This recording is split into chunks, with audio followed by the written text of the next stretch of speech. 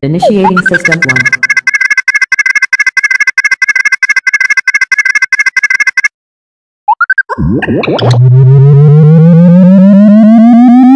System 1 loaded.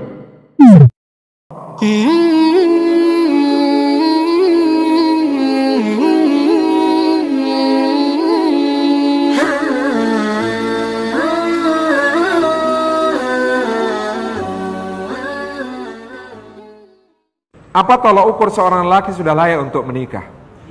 Saya sudah sangat ingin melamar, tapi di satu sisi saya masih ragu dengan kemampuannya sendiri kok diragukan.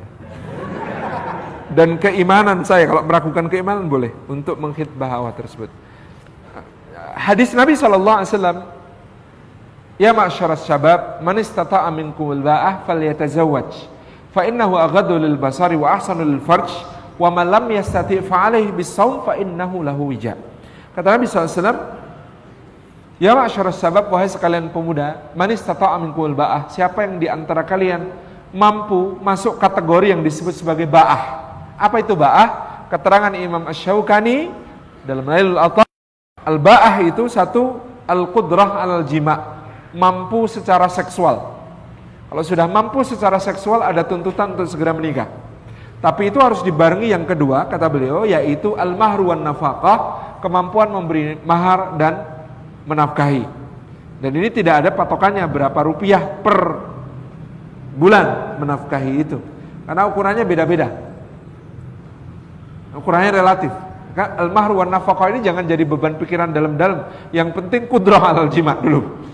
Itu yang disebut sebagai ba'ah. Kalau sudah ba'ah, apa tuntutannya? Segeralah menikah. Falyatazawwaj fa innahu aghaddu lil basari wa ahsanu lil farj. Yang namanya pernikahan itu, punya istri itu lebih mampu menjaga pandangan, gitu ya, lebih mampu menjaga pandangan, karena kita punya pandangan yang dipandang halal. Kalau ada yang haram, ada tempat memalingkan ke yang halal. Kalau belum punya istri, memandang yang haram ada godaan, memalingkannya paling ke bumi, maka nggak sebanding, tidak sebanding, dan itu berat, kamu nggak akan kuat.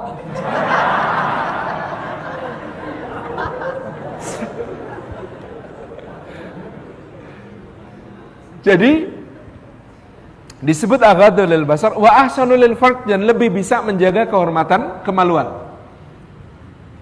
Ahsan itu, husn itu artinya benteng, lebih mampu membentengi. Nah, maka kalau nikah ini disebut sebagai membentengi. Perhatikan klausul berikutnya dari hadis Nabi ini, wa malam yastati, siapa yang belum mampu untuk menikah, fa alaihi bisawm, atasnya untuk berpuasa.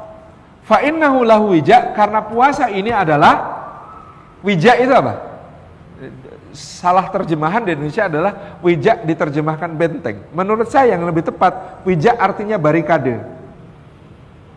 Kalau benteng itu hesen, tadi yang kita sebut di soal pernikahan. Jadi nikah itu bisa jadi benteng. Tapi kalau puasa cuma barikade. Mana yang lebih mudah ditembus musuh, benteng apa barikade? Barikade. Hati-hati yang cuma barikade terus gak selesai-selesai. Puasa itu cuma barikade. Barikade itu pertahanan permanen atau sementara? Sementara. Ini Masya Allah ya, Rasulullah kalau milih kata itu tepat sekali.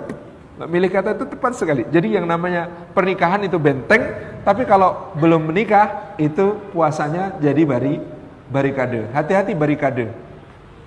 Puasanya siang, Ustaz, saya gelisahnya malam. Lah gimana? Masa harus puasa 24 jam? Enggak masuk gitu ya. Saya puasanya siang, Ustaz, tapi malam tetap stalking. Lah gimana? Sama. Barikadenya tembus di malam hari gitu kan. Ini yang repot itu. Nah, maka apa ukurannya tadi? Al-ba'ah, al-mahru wan nafaqah. Jadi kalau ya kita bisa menimbang sendiri. Hukum nikah itu kan kata para ulama itu berbeda-beda satu dengan yang lain sesuai situasi dan kondisi. Ada orang hukum nikah untuknya itu wajib. Kenapa kok wajib? Ini cowok kok hukum nikahnya wajib? Karena dia sudah berpenghasilan dan dia sudah kemudian dalam posisi godaan yang sangat berat susah dia atasi, dan dia sudah khawatir jatuh ke dalam dosa. Ini wajib hukumnya. Penghasilan jelas, gitu ya. Takut jatuh ke dalam dosa, wajib hukumnya. Ada yang hukumnya sunnah. Kenapa sunnah? Karena dia misalnya pendapatan ada, tapi nahan-nahan masih kuat. Sebenarnya nahan masih kuat, tapi ya godaan ada di mana-mana. Maka sunnah itu bukan berarti dilaksanakan dapat pahala, nggak dilaksanakan nggak apa-apa, bukan. Tetapi tertuntut dia sebenarnya untuk mengikuti sunnah Nabi SAW, yaitu bersegera menikah. Ada orang yang mubah nikahnya. Kenapa kok mubah? Ya, nanti ada lagi makruh. Kenapa kok makruh? Ada alasannya. Kenapa ada hukum orang nikah haram? Oh, haram nikah dia. Kenapa? Jelas HIV/AIDS positif. Kalau dipaksakan menikah, maka akan menulari pasangannya, menulari. Kalau lahir anak-anaknya, ini memberi madarat kepada yang lain, maka hukum nikah untuk dia jadi haram. Hukum nikah berbeda-beda. Saya doakan segera berani. Karena kalau dari pertanyaannya sepertinya sebenarnya sudah mampu. Hanya ini soal nyali. Ini sudah mampu. Ini soal keberanian, gitu ya. Saya terlambat menikah, Bapak Ibu yang dirahmati Allah, dan saya menyesalinya sampai sekarang. Saya baru menikah tahun 2004 pada saat berusia 20 tahun. Itu telat itu. Saya sebenarnya pengen sejak sebelumnya. Jadi janganlah terlambat, itu ya, karena yang nikah muda bisa merasakan jadi pasangan di usia tua. Yang nikahnya tua tidak bisa merasakan jadi pasangan di usia muda. Itu intinya. Logis ya. Nggak usah nunggu mapan. Nunggu mapan itu hanya akan ketemu pasangan yang siap mapan. Tapi kalau Anda menikah sejak tidak meyakinkan, saat saya menikah dulu sangat tidak meyakinkan, umur 20 tahun.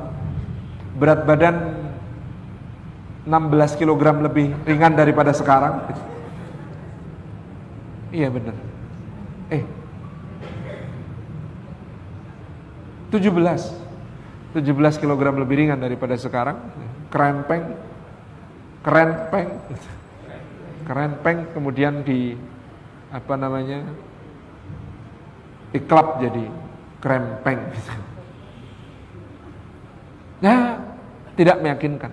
Tapi nikah di saat seperti itu ketemu istri yang siap berjuang. Wah, ini siap berjuang, layak diperjuangkan. Nikah yang seperti itu rasanya kayak naik roller coaster. Gitu.